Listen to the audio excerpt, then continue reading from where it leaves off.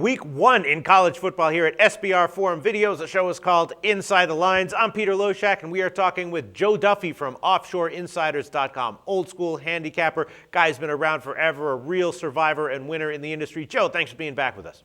Thank you, Peter. I have been around forever, unfortunately, but hopefully it'll be around for another 25, 30 years picking winners. For sure, no doubt. All right, LSU as a road favorite against TCU. This is a classic college football handicapping scenario. Before we get into it, plug yourself and your site, OffshoreInsiders.com, for a minute. Yeah, OffshoreInsiders.com, been around since the 1980s as a score phone handicapper. My permanent home is at OffshoreInsiders.com. Okay, LSU at TCU. Now, LSU is a 4-point road favorite. I'm seeing right now total is 50. LSU, of course, they lost a lot of talent to the NFL, but they're always reloading. So every year it's pretty much the same story with them. They lose a lot of talent. They get a lot of talent back. They're always one of the top teams. TCU, they have their quarterback back. They have their 2011 rushing leader back. They are a tough, obviously we know the deal with them, tough defensive squad year in, year out as well.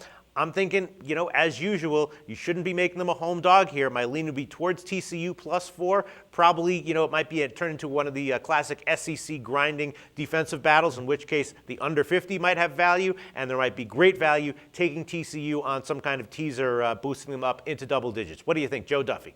Yeah, well, you're right. Maybe, maybe not. When you say they're a home underdog, it's debatable whether they're truly the home team here. The game is in Dallas Stadium, and you're right.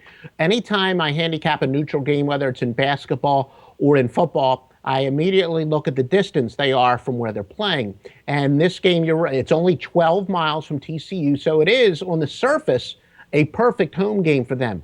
But not really. LSU, they are well known for taking big crowds to Dallas. They love playing in Dallas. In fact, this is really true with the New Orleans Saints, where you saw it a couple years ago when they played on Thanksgiving. A bunch of, there weren't that many Cowboy fans. They were having a terrible year. Saints fans gobbled up the tickets. I would not be surprised if there are as many LSU fans as there are TCU fans at this game. Remember, they sell 1 billion tickets. It's a big stadium.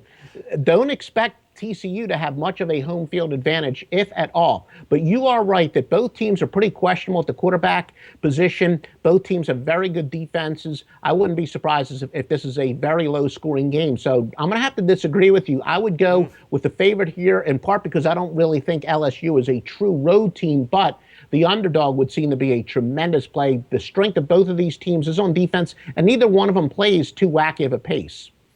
Right, so you would lean LSU, but you would like a lot more the under 50. Is that what you're saying?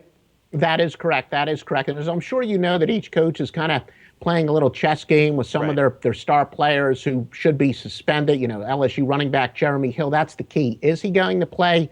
Les Miles is being a little coy about it.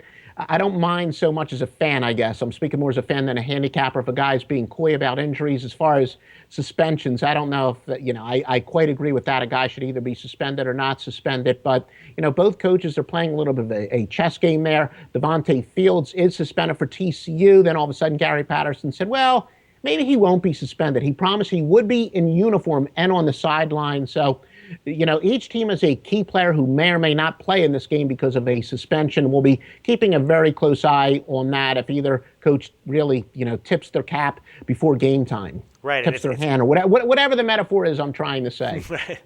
No, I got you. And my sense is also that, it's a non-conference game, two marquee teams who, are looking for a big bowl game at the end of the year. I don't expect them to come out here and, try to kill each other in week one. So I'm thinking maybe it'll be a pretty relaxed game, a lot of rushing, tough defense, and goes under pretty easily.